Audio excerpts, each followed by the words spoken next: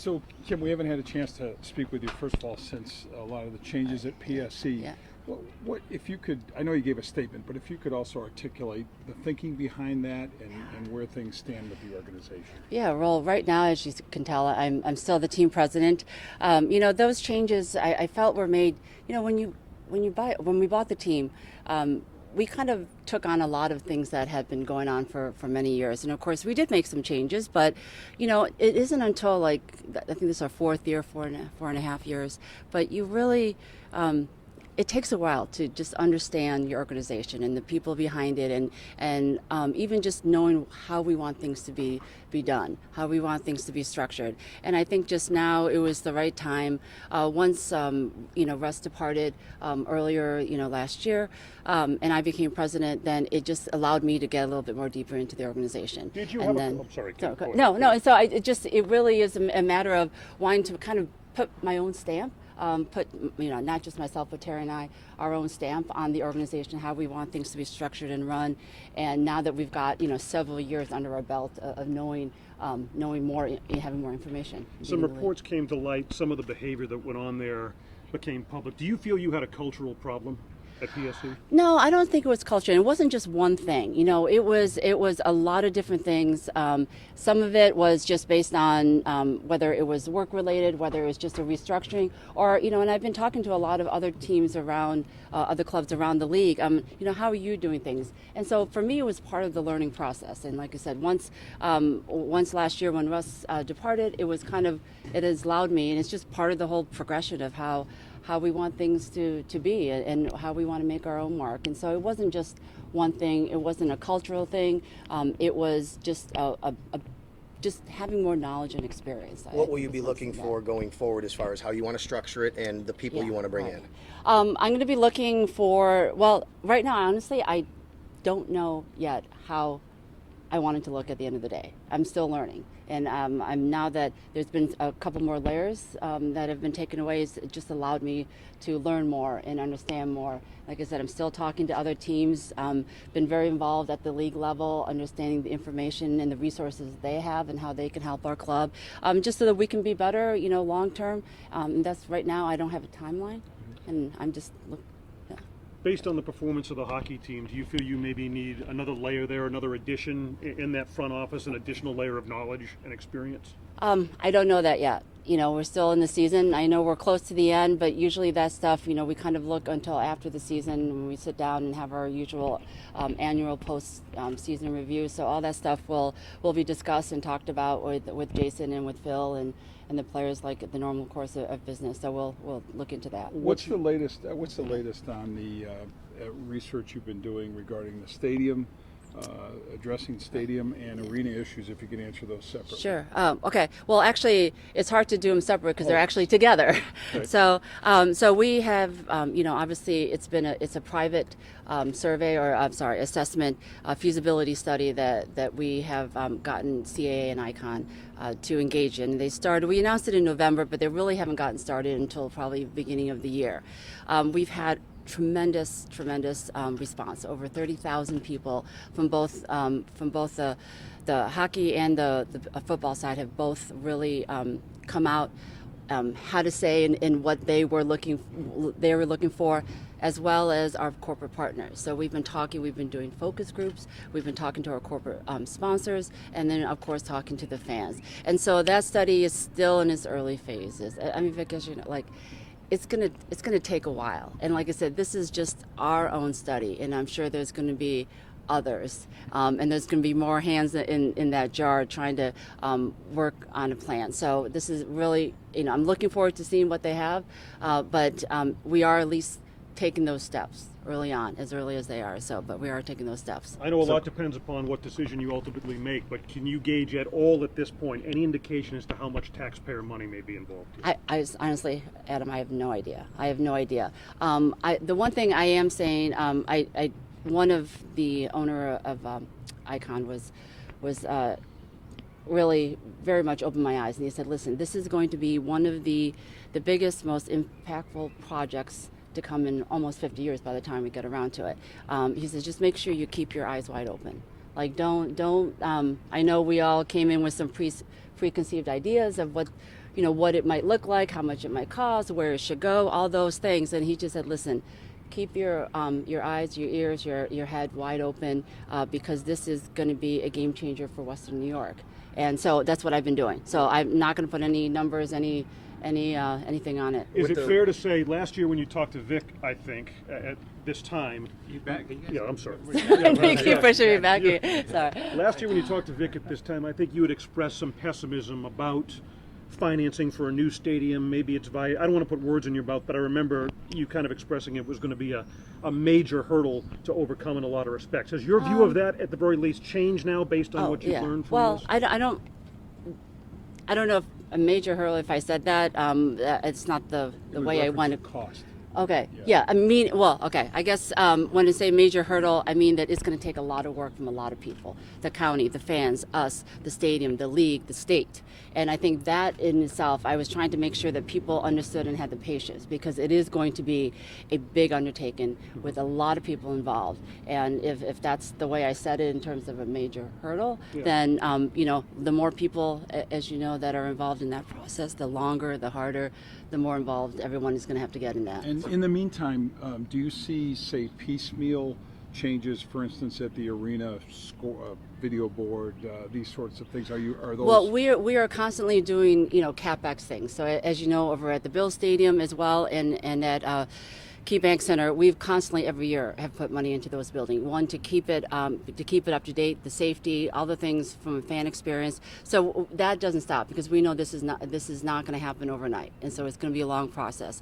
But at the same time, we don't want to recreate something that we end up having to redo over again. So we're just being very mindful of balancing that, of doing things that we need to do now, mindful that there's bigger things that needs to be done down the road. Do you have with the lease coming up right around the corner? I mean, is there at least somewhat of a soft timeline where you need to make a decision? No, we're just going to wait for the study to come back, which we are hoping at least our study will be coming back at the middle to end of the summer, and so then that'll kind of really help us direct on what the next steps will be. And what's the timetable, if there is one, for your 50th rollout of your 50th anniversary? Sabres. At the Sabres, well, that'll probably be actually starting at the beginning of the season. So that's something we're really actually excited about. Of course, we're going to be talking about it with the draft. So obviously the draft in Vancouver, that'll probably be kind of the first time we really start pushing it, but just very much like the NFL 100, the draft is going to be their kickoff time for that. So, but looking forward to, we've got 100 coming up, we got a 60, and we got a 50. So a lot of celebrations coming up this year. Once the renovations take place, would hosting an NHL AllStar game be on the table for you? Oh, we're always looking for that stuff. Oh, yeah, no, we always love to be able to have the possibility to engage. So if that's possible, and it's changed so much over the years. So if we can get that done, we certainly would take that into consideration. I realize how far you're into the business side of things, and that there's an evaluation that takes place at the end of every season. But from a hockey standpoint, a lot of fans are upset with the turn this season has taken and the performance of the team since that 10-game win streak. What's your view of that and opinion on what may need to be done for the status of things? You know what? Obviously, Tara and I we're not happy with where we are at this point of the season. And as thrilling as that game was, I think all of us knew that was early on in the season. So you know what? I've learned in sports to have more patience than sometimes I want to have, and so I'm just gonna be patient, wait and have the season and plan. I don't want to knee jerk anything. I want to sit down and get the information. It's been a long season, but certainly we're not happy, obviously, and I don't think Phil's or the player or Jason's happy either. But we got to make sure that the decisions we make are based on sound decisions, and that really can't happen until we kind of get all the information, and that happens, as you know, at the end of the season. So is a coaching change even on the table from your perspective? Well, Jason, I think, already said it, that he's not planning on letting Phil go, that he's going to be returning. But that's not to say that we can't always improve. So I don't think anytime these things happen, it's not just one thing. It's usually not just on one person. So we'll figure all that out and know that, Terry and I, our staff, everybody in the organization, we want to get better, no doubt about it. Kim, one thing, just back to the whole PSC structure and such, and all that you have on your plate. I would presume it's a lot more, just given those changes. The fact that you are, again, a Florida resident and then having the operations in Buffalo, how challenging are you finding that? Oh, I think it's fun.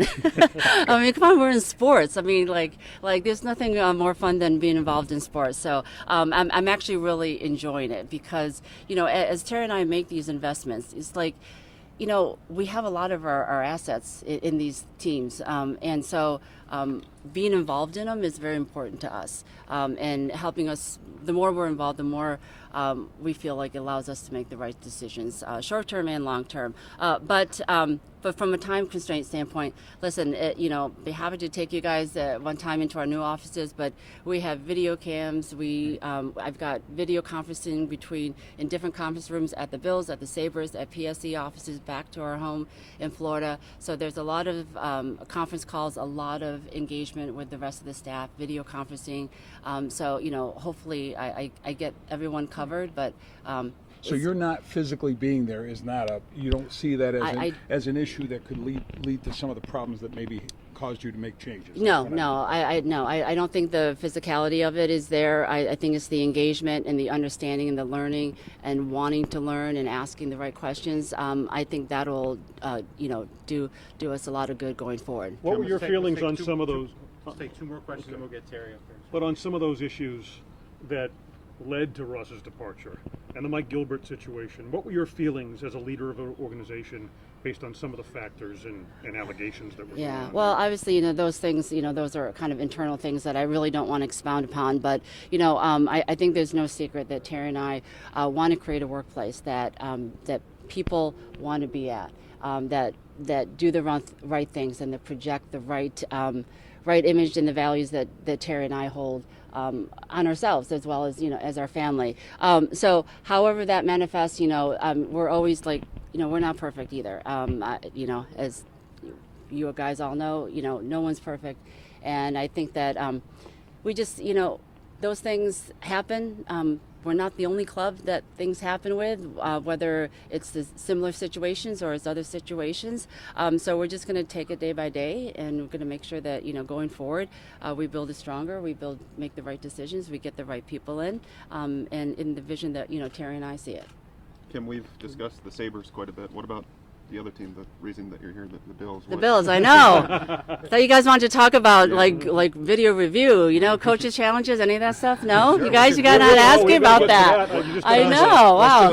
Yeah. What about the direction of what you've seen the first 2 years from Brandon and Sean? You know what I will say about Brandon and Sean and Terry and myself as well, because I've been very fortunate to actually they're very engaged with Terry and I and both of us. So as much as I spend a lot of time on the business side, Brandon and Sean, they work together so well, and I think that really helps in the long run. And we've been very happy with the foundation that we're building. By far, we are not a finished product by any measure, and we have a lot of young players, and we got a bunch of new players. Every year it's different, but we've been very happy with the direction, the foundation that both Sean and Brandon have kind of laid out. So what's your view on replaying overtime? Sorry.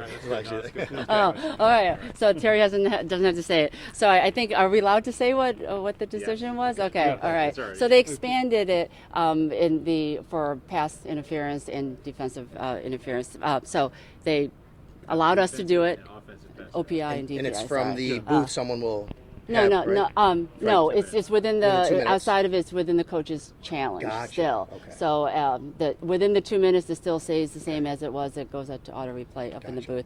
But they've just expanded it to allow coaches to challenge the two. And you voted in favor of that. What was the I think reaction? everyone. I think it was unanimous. Yes. A lot of discussion though, so it was good. It was healthy. The best thing about this is everyone's here. The GMs, the coaches, the owners, team presidents.